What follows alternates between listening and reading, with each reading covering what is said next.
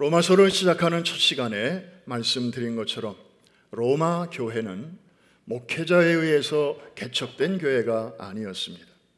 평신도들에 의해서 자생적으로 생겨난 교회였습니다. 그러다 보니까 이방인과 유대인들이 섞여 있었습니다. 여러분, 우리가 말하기는 쉽지만 유대인들은 어떤 사람들입니까? 나면서부터 히브리적인 문화 속에서 자라난 사람들입니다. 대단합니다. 오늘날까지도 유대인들 자기들의 전통을 고수하고 있습니다. 게다가 이방인들은 또 어떤 사람들입니까? 이 사람들은 헬라 문화권 속에서 성장한 사람들입니다. 오늘날 문명을 크게 두 가지로 봅니다. 히브리적, 헬레니즘적, 완전히 아주 대립적인 그런 문화권인데, 거기서 자라난 사람들이 조그만 로마 교회 안에 같이 공존하고 있는 것이었습니다. 이들 사이에는 분명히 문화적, 종교적 관점의 차이가 있었고, 그로 인한 내부적인 갈등도 만만치 않았습니다. 그래서 바울은 이들에게 먼저 편지를 쓰면서 먼저 이방인들의 죄악을 적나라하게 명시했습니다. 여러분, 이방인들의 죄가 무엇입니까? 다시 말하면 하나님을 알지 못하던 사람들이 짓는 죄. 우리도 그런 죄가 많았잖아요. 우리가 주님을 만나기 전에 우리 조상적부터 지어온 죄악들 무엇입니까? 하나님을 몰랐으니까, 하나님은 섬기지 못했고 딴 거를 섬겨온 거죠. 우상을 섬겨온 것입니다. 그런데 이 죄악은 필연적으로 다른 죄악으로 연결됩니다. 도덕적, 성적인 죄악이죠. 왜? 우상들은요, 인격이 없어요. 말이 없어요. 참견을 안 해요. 그냥 우리가 급할 때는 가서 도와주세요 하고 우리는 그냥 빌고 경배하고 그러면 마음의 평안이 와요. 내가 빌었으니까 잘 되겠지, 잘 봐주시겠지. 그러나 이분들은 말씀이 없으세요. 간섭을 못해요. 그러니까 돌아서면 지멋대로 사는 거죠. 이게 이방인들의 죄악이었습니다. 하나님 자리에 버러지 형상을 세워놓고 그들을 섬겼고, 그리고 온갖 방탕과 방종과 음행과 시기와 질투와 그런 삶을 살아온 것입니다.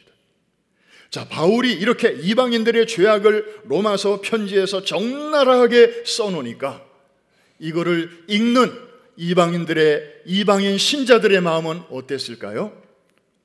한번 따라합시다. 오매 기주고. 그리고 이 편지를 같이 읽는 유대인 신자들의 마음은 어땠을까요? 한번 따라합시다. 그러면 그렇지. 쟤네들 이방인들이니까 그렇지. 우리는 달라. 나는 유대인이야. 아마 우쭐했을 것입니다. 그럴까봐 바울은 바로 뒤에 이어서 유대인 신자들의 죄악을 쫙 또 열고 합니다. 종교적인 특권을 가지고 그렇지 못한 사람들을 우습게 보고 정죄하고, 그리고 교만한 그런 죄악. 우리는 율법이 있어, 우리는 할례 받았어, 너희는 율법도 없지, 너희는 할례도 안 받았지, 이러면서 이방인들을 영원히 꺼지지 않는 지옥불에 뗄감 정도로 무시했던 저들의 죄악을 적나라하게 설파하고 있는 것입니다. 결국 바울의 결론은 무엇입니까? 이방인이나 유대인이나 다 포함해서 너나 할 것 없이 온 세상 사람들은 하나님 보시기에 죄인일 뿐이라고 선포하는 것입니다. 여러분 가운데 수영 잘하시는 분들 계시죠? 여러분, 수영 잘하는 분에게 혹시 허드슨강을 건너가실 수 있습니까? 제가 이렇게 물어보고 싶습니다.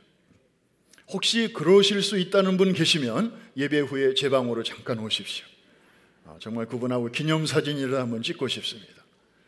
너무 대단한 분이죠. 허드슨강을 헤엄쳐서 건넌다. 그런데 만일에 그런 분이 계시다면 제가 사진 찍은 후에 이렇게 또 묻고 싶어요.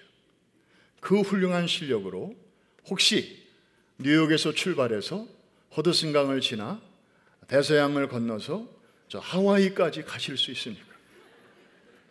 하와이까지. 그분의 대답은 뭘까요? 아마 불가능이라고 대답하실 것입니다. 우리가 인생을 짧게 보면 그분은 정말 대단한 분입니다. 그런데 우리가 인생을 좀 길게 보면 하와이까지는 안 되죠. 수영 못하는 저나 수영을 잘하는 그분이나 하와이까지 못 가는 건 마찬가지입니다. 그분이랑 저랑 별로 차이가 없는 거예요. 이런 깊은 진리를 여러분들이 잘 이해를 하셔야 될 텐데, 이해가 되시는 분들만 아멘. 여러분, 지구라는 게 하나님이 창조하신 이 우주 공간 안에서 지구는 정말 아주 이 전만도 못한 작은 별이에요. 그 안에서 뭐 하와이,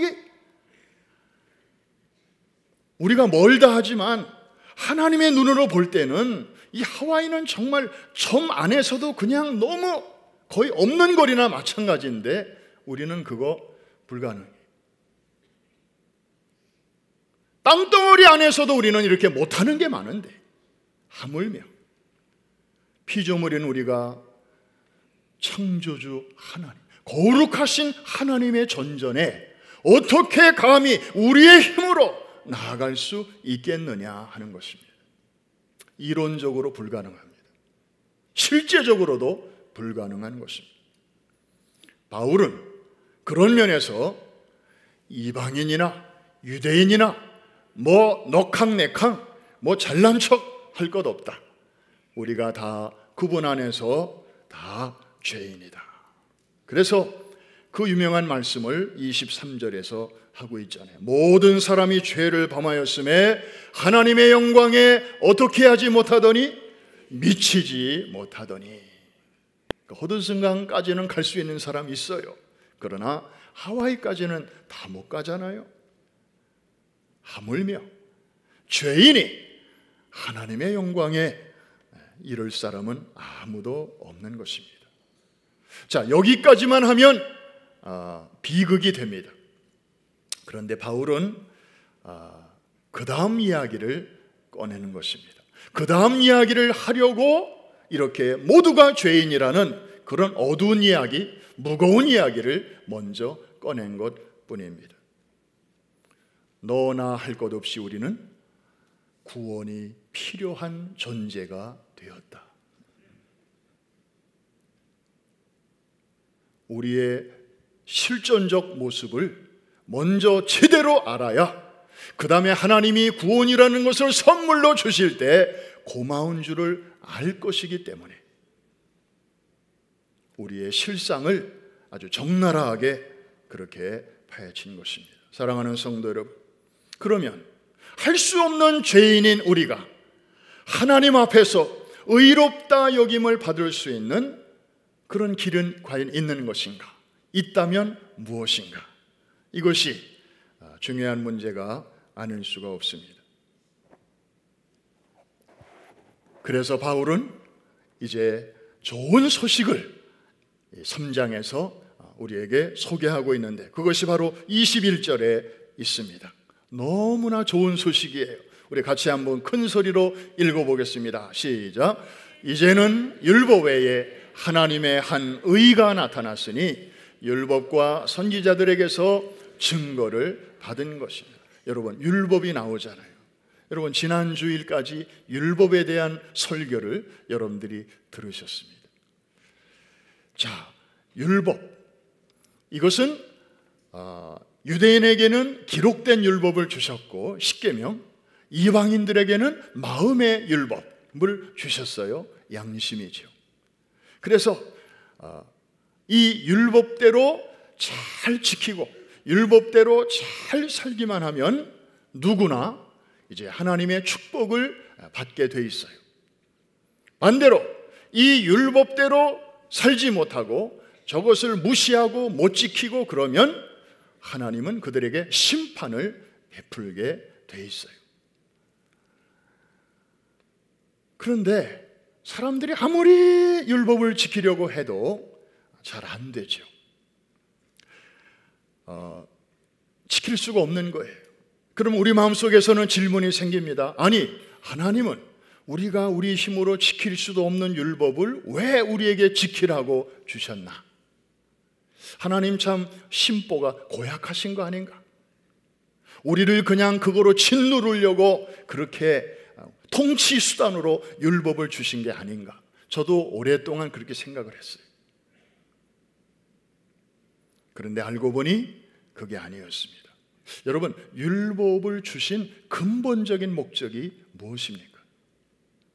우리를 그냥 억눌러서, 우리를 그냥 강압적으로 그곳으로 묶어서 그냥 어깨도 못 펴고 그냥 평생을 그 굴레에 얽매여서 살라고 하나님이 그렇게 주셨을까?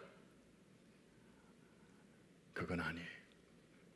율법의 가장 중요한 기능은 우리의 죄를 드러나게 하는 것이에요.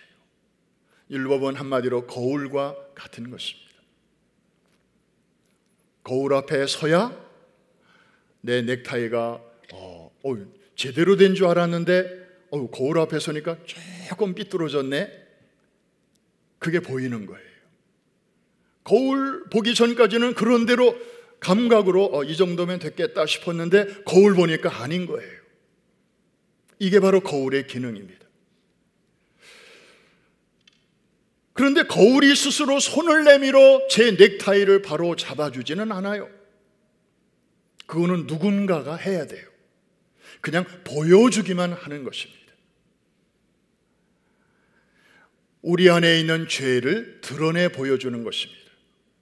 그렇다고 율법이 악한 것인가요? 율법이 나쁜 것인가요? 아니죠. 고마운 것이죠.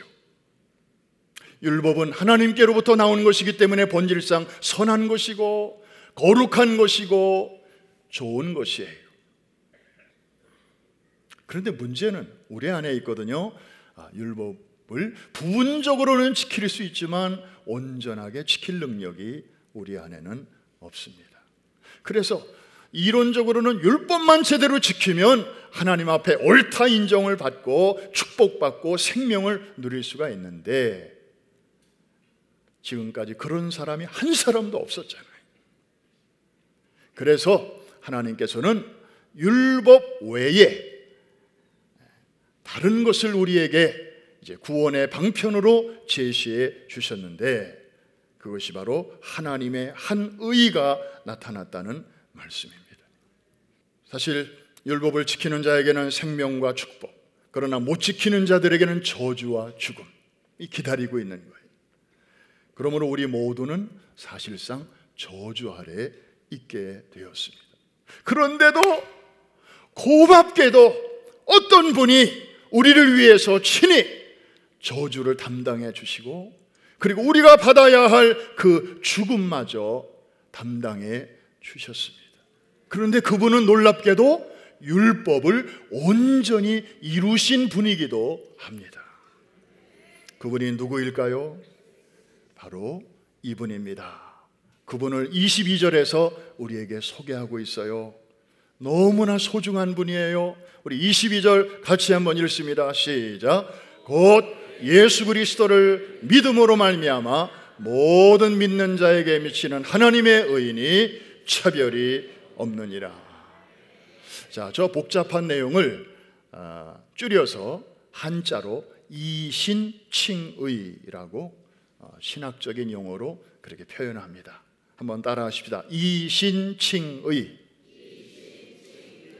믿음으로 의롭다 여김을 칭함을 받는다, 그런 뜻이죠. 사실 이것은 종교개혁 시대에 툭 튀어나온 교리가 아니고요, 저 구약 아브라함 때부터 있었던 내용이에요. 심지어 에덴 동산에서 아담과 하와에게 주신 하나님의 말씀이기도 합니다. 무엇을 통해서 드러났나요? 가죽옷을 통해서 드러났습니다. 여러분, 아담과 하와가 범죄했을 때 자기 딴에는 그 부끄러움을 가리려고 나무 이파리를 따다가 수치를 가리웠어요. 그런데 시간이 지나니까 말라 비틀어져 떨어지면서 그 수치가 또 드러났잖아요. 그러면 또 따다가 또 해야 되고, 떨어지면 또 해야 되고.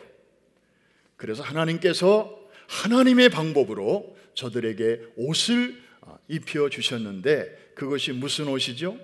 가죽옷입니다. 여러분, 하나님께서 인간에게 가죽옷을 지어 입혀 주시려면 한 짐승이 희생당해야만 하는 것입니다. 사실 죄는 누가 저질렀나요? 아담과 하와가 저질렀죠. 사람이 저질렀어요. 그런데 죽기는 누가 죽었나요? 짐승이 죽었어요. 애매하게 짐승의 죽임을 당했어요. 그리고 그 가죽이 벗겨지고 그 피가 철철 흐르는 그 가죽을 사람에게 입혀 주신 것입니다. 출애굽기로 넘어가도 마찬가지, 거기 유월절 어린 양 사건도 마찬가지입니다. 이신칭의가 흐르고 있습니다. 그날 애굽 땅 전역에 하나님의 심판의 천사가 방문했습니다. 집집마다 방문했습니다. 그런데 누구는 살고 누구는 죽었나요? 착하게 살아온 사람은 살고 악하게 살아온 사람 죽었나요? 아니에요. 뭘 보고 들어갈 것인지 지나갈 것인지를 판단했나요? 피를 보고 하나님이 말씀하신 대로 거기에 믿음으로 그 피를 바른 집은 살았고, 똑똑한 척하고, 야, 지금 시대가 어느 시대인데 그까지 짐승 피 바른다고 죽을 집이 살고 살 집이 죽겠냐? 그거는 저 미개한 그런 지구촌 구석에 사는 사람들에게나 통하는 얘기지. 우리는 지금 이집트 아냐? 이집트는 그 당시 세계 최고의 문명을 구가하는 그런 문명 국가. 우리는 거기 사는데 그런 시대에 뒤떨어진 얘기 하지 마. 그리고 똑똑한 척하는 사람들은 다 그 다음 날 아침에 곡소리가 났습니다. 사랑하는 성도 여러분, 하나님은 공의의 하나님이십니다. 공의는 무엇입니까? 악한 자가 정죄함을 받는 것입니다. 하나님은 죄를 절대로 그냥 넘어가시는 분이 아닙니다. 그런데요, 너무 이상하지 않습니까? 이런 하나님이 오늘은 갑자기 말을 바꾸시는 거예요. 악인인데도 죄인인데도 의롭다고 선언을 하시는 거예요. 도대체 중간에 무슨 일이 생긴 것입니까? 중간에 누가 등장한 것입니까? 22절 다시 한번 비춰주실까요? 저 말씀의 앞부분 때문에 하나님은 말을 바꾸신 거예요. 앞부분 제가 읽습니다. 곧 예수 그리스도를 어떻게 함으로 말미암아?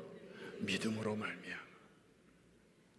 율법 가지고는 구원받을 자가 한 사람도 없기로 하나님께서는 율법 말고 또 다른 하나님의 의를 우리에게 구원의 방편으로 제시하셨는데, 그 중심에 누가 계시다고요? 예수 그리스도가 계신 거예요. 그러면 우리가 할 일은 무엇이에요? 어떻게 하기만 하면? 믿기만 하면. 나 같은 죄인을 죄인으로 보시지 않고 옳다, 죄 없다, 깨끗하다, 내 자식이다, 그러고 우리를 받아주신다는 말씀입니다. 할렐루야. 그 어떤 인간이라 할지라도 예수 그리스도를 믿는 믿음이 있으면 하나님은 그를 의롭게 여기신다는 말씀인데요. 자, 그러면 여기서 우리가 한 번 더 좀 생각해 볼게요. 예수님을 믿는다는 게 도대체 무슨 뜻인가? 너무 좀 브로드하잖아요. 예수를 믿는다는 게 도대체 무슨 뜻인가? 여러분, 때로는요, 이 성경에 나오는 깊은 진리를 한자, Chinese letter, 한자가 너무나 쉽게 잘 보여주는 경우가 있습니다. 예를 들면 배선자 있잖아요. 배선자. 한자로 보면 왼쪽에 배를 나타내는 이런 게 있고, 오른쪽 상단에 8 팔자가 있고, 그 밑에 입 구자가 있어요. 저를 따라오시나요? 네네. 그래서 배가 있는데 그 배 안에 8 식구가 있다. 이거 어디서 들은 얘기 아닙니까? 노아의 방주 얘기 아닙니까? 이 한자를 만든 사람이 성경 스토리를 알고 있다는 거예요. 이게 6자도 아니고 7자도 아니고 9자도 아니고 8이에요. 8. 이게 배라니까요. 큰 배. 한자에 복음이 빛나고 있습니다. 그런데 여러분, 놀라지 마십시오. 이거 가지고 놀라면 이제부터 지금 소개하는 이 한자를 보면 여러분들은 아마 놀라 자빠지실 거예요. 자, 오늘 본문에 하나님의 의라는 단어가 나오잖아요. 의자를 한번 보십시다. 저렇게 생겼죠. 저 글자는 위와 아래 2 글자가 합쳐져 있는 모양입니다. 위에 있는 것은 양, 그리고 밑에 있는 것은 나를 뜻하는 아자죠. 그래서 양자와 아자가 이렇게 위아래로, 옆으로 있는 게 아니고 위아래로 이렇게 위에서 아래를 덮고 있는 그런 모양입니다. 그런데요, 저 밑에 있는 나를 뜻하는 아자를 다시 이렇게 분석을 해보면 왼쪽에 한 글자와 오른쪽에 또 다른 글자가 합쳐져 있는 모양입니다. 왼쪽에 있는 글자는 손을 뜻하는 손수자, 그리고 오른쪽에 있는 글자는 좀 어렵죠. 찌르는 창입니다. 창. 그래서 이 모든 뜻을 합쳐보면 무슨 뜻이 되는가 하면, 양 밑에서 내 손으로 창으로 양을 찔러서 그 피가 줄줄줄줄 나를 덮고 있는 모양, 이것이 바로 의라고 하는 것입니다.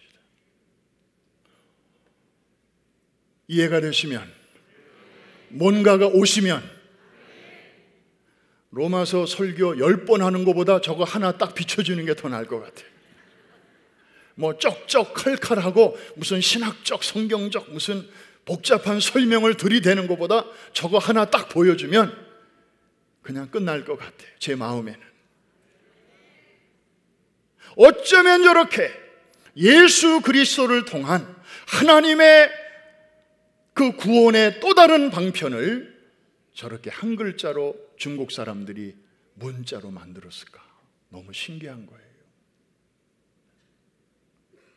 저 글자를 만든 사람들의 그 의식 속에 성경적 사건에 대한 프리 언더스탠딩이 있었다는 거죠.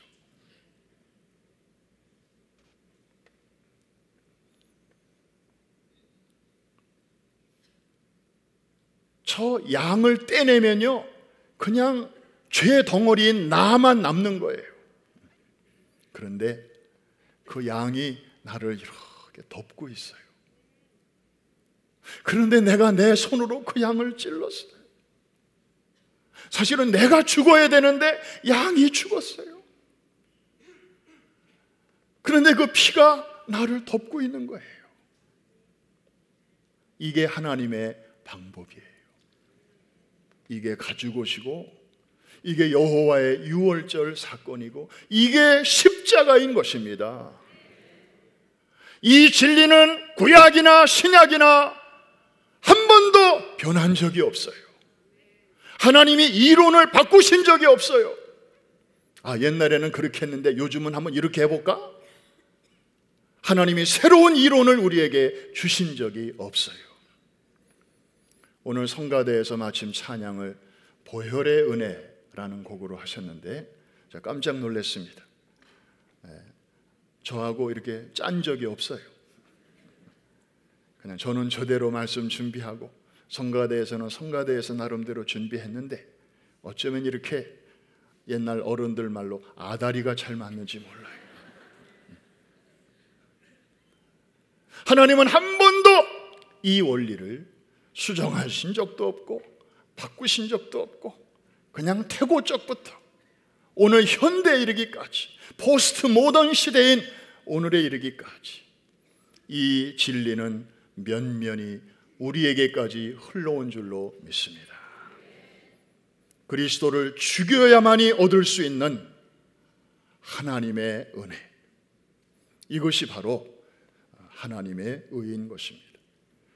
고린도후서 5장 21절 참고가 되겠는데 우리 같이 한번 큰 소리로 읽으면서 그 예수님을 통한 하나님의 의를 한 번 더 새겨보십시다. 시작. 하나님이 죄를 알지도 못하신 이를 우리를 대신하여 죄로 삼으신 것은 우리로 하여금 그 안에서 하나님의 의가 되게 하려 하십니다. 그러면 여러분 정리하십시다. 이 하나님이 거저 주시는 이 짐승을 통하여 그리고 예수 그리스도를 통하여 우리에게 주시는 이 의, 죄인이 유일하게 하나님 앞에 나아갈 수 있는 이 선물을 받을 수 있는 방법, 우리가 해야 할 일은 무엇일까요? 그것은 바로 22절에 아까 우리 이미 나왔습니다. 복잡한 게 아니고 어려운 게 아닙니다. 오직 한 가지만 하면 됩니다. 그게 뭔지 우리 한 번 더 찾아보겠습니다. 믿음이라는 단어에 여러분들이 주목하시면서 시작. 곧 예수 그리스도를 믿음으로 말미암아 모든 믿는 자에게 미치는 하나님의 의인이 무엇이 없느니라? 차별이 없어요. 그러니까 하나님이 우리에게 얘들아 고단하지 힘들지 율법대로 살려니까 잘 안 되지 그래 그래서 내가 이런 방법으로 너희에게 다시 길을 열어준다. 그러면서 우리에게 이렇게 선물로 주실 때 우리가 할 수 있는 유일한 일은 무엇이에요? 고맙습니다 하고 손을 내밀어 받으면 되는 거잖아요.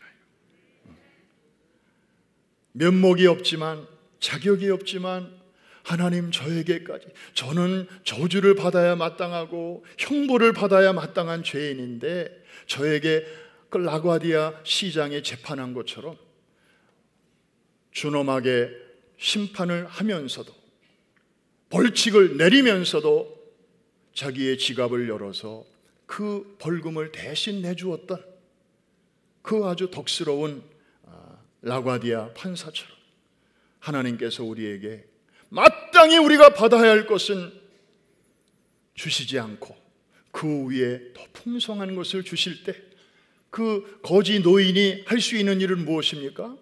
감사합니다 하고 그냥 받은 것뿐이잖아요. 자, 받기 위해서 거저 주시는 것을 받기 위해서 내미는 우리 마음의 선, 이것이 바로 믿음인 것입니다.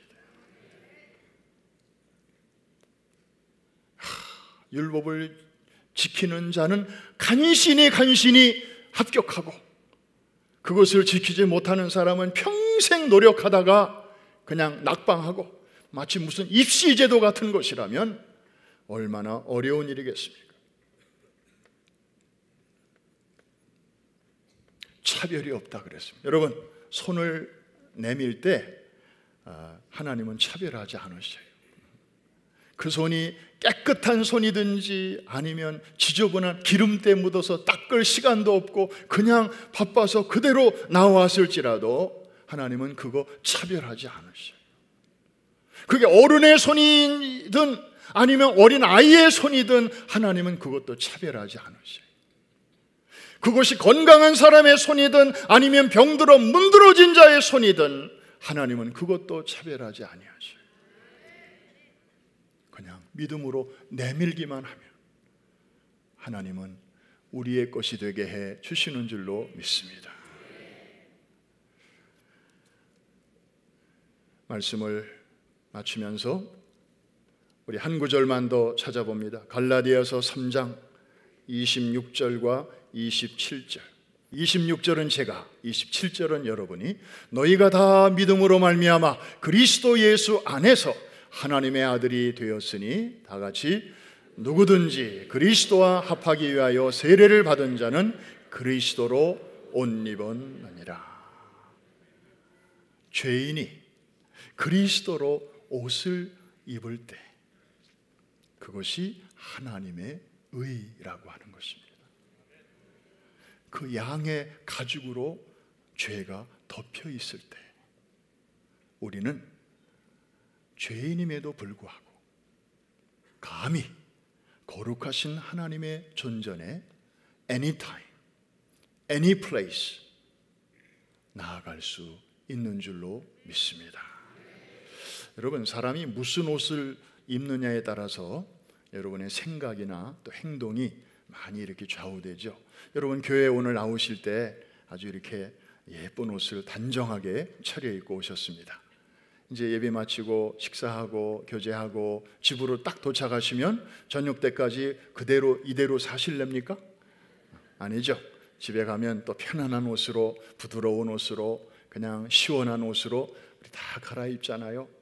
그래서 이제 넥타이도 좀 풀고 혁띠도 좀 풀고 그러면서 편안하게 또 쉼의 시간을 우리가 가집니다. 잠자리에 들 때는 또 거기에 맞는 그런 복장으로 우리가 들어가지요. 우리 남성들은 대한민국에 있을 때 예비군 훈련 경험이 다들 있을 겁니다. 1년에 몇 차례 훈련 통지서를 받고 이제 나가면 그 예비군복을 입고 나가잖아요. 흔히 말하여 깨구리복. 그러면 참 이상한 것은 평상시에는 회사에 갈 때는 뭐 과장, 뭐 차장, 부장 뭐 이런 분들이 다 번듯하게 양복 입고 아주 그렇게 점잖게 근무하시던 분들이 일단 그 옷만 입고 예비군 훈련장에 나가면 그 다음에는 설명 안 합니다. 그냥 그냥 생각이 자유로워져요. 그래서 좀 그냥 피곤하고 졸리면 아무데나 벌렁 자빠져서 자고, 또 용무가 급하면 그냥 아무데나 가서 좀 이렇게 영변도 보고. 아니, 회사에 있을 때는 어떻게 감히? 그런데 그런 옷을 입고 그냥 좀 이렇게 모처럼 남자들끼리 모여 있으니까 그냥 이렇게 뭐 대화도 그렇고 아주 그냥 이렇게 아주 1차원적인 그런 대화를 나누고 행동을 하고 그렇게 되는데 그 옷이 주는 영향이 참 그렇게 크더라고요. 여러분, 오늘 본문을 보니까 우리 예수 믿는 사람들은 누구로 옷 입었다고요? 예수 그리스도로 옷 입었습니다. 여러분 눈에 보이지 않지만 하나님이 보실 때는 여러분이 그런 옷을 지금 입고 계신 거예요. 이걸 볼 줄 알아야 돼요. 이걸 의식하고 살아야 돼요. 안 보인다고 그냥 마치 그 옷을 안 입은 사람처럼 밖에 나가서 말하고 행동하면 그 예비군복 입은 아저씨들이랑 다를 거 하나도 없어요. 그분들 흉볼 거 아니에요. 명심하십시오. 여러분들은 예수 그리스도의 거룩한 옷을 지금도 입고 계시다는 사실을. 이 옷은 아무나 입혀주는 거 아닙니다. 입고 싶다고 그냥 아무나 걸칠 수 있는 옷도 아닙니다. 그러므로 이 옷을 입은 사람이라면 그 옷에 합당한 삶으로 우리가 응답해야 할 것입니다. 그리고 이 옷은 여러분들이 소중히 간직해야 돼요. 왜? 천국 갈 때까지 여러분들이 입을 옷이기 때문에 그래요. 여러분들이 만일 죽어서 천국 문에 도착했을 때 내가 너를 무엇 때문에 여기 천국에 들여보내야 된다고 생각하냐? 혹시 그 문지기가 그렇게 묻는다면, 주님이 여러분들에게 물으신다면 여러분은 어떻게 대답을 하시겠습니까? 내가 도대체 무엇 때문에 너를 이 천국 안으로 들여보내야 되겠냐? 이렇게 물으신다면 What is your answer? 우물쭈물 하시면 안 되겠죠? 분명하게 대답을 해야 할 거 아닙니까? 아니 뭐 새삼스럽게 그런 걸 물으세요? 거기서 그러고 계시렵니까? 대답을 당당하게 해야 될 것 아닙니까? 나는 아무 공로 없죠. 저는 여러분이 합창으로 이렇게 대답했으면 좋겠어요. 저는 아무 공로 없지만 로마서에 나타난 하나님의 의를 힘입어 여기 왔습니다. 예수님으로 옷 입고 여기 왔습니다. 나는 죄 덩어리지만 예수님의 옷 때문에 제가 여기까지 왔습니다. 제가 자랑할 것은 예수님 뿐입니다. 이럴 때 주님은 그래 잘 왔다, 그래 수고했다, 내 옷 입고 사느라고 다른 세상에 옷 입지 않고 내 옷 입고 하고 싶은 거 못하고 가고 싶은 데 못 가고 그리고 하고 싶은 말 다 못하고 혹시 복음이 가리울까 봐 삼가하고 그렇게 사느라고 좁은 길 걸어오느라고 수고 많이 했다. 주님께서 여러분들을 안아주시고 또 안식과 축복의 세계로 안내해 주실 줄로 믿습니다. 이 세상에서 가장 중요한 단어 하나 있다면 바로 하나님의 의라고 하는 단어입니다. 거기에 예수님이 들어 계십니다. 거기에 보혈이 흐르고 있습니다.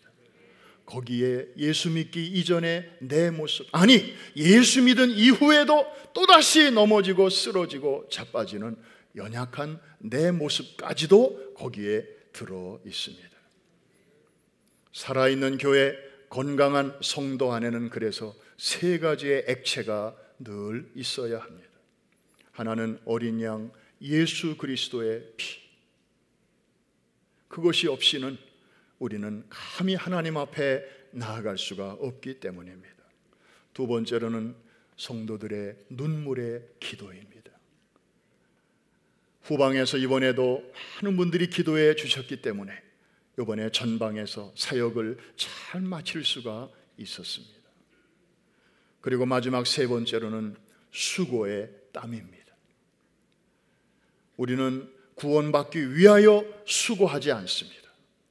나 같은 죄인을 구원해 주셨기 때문에 감격한 마음으로 수고하는 것입니다.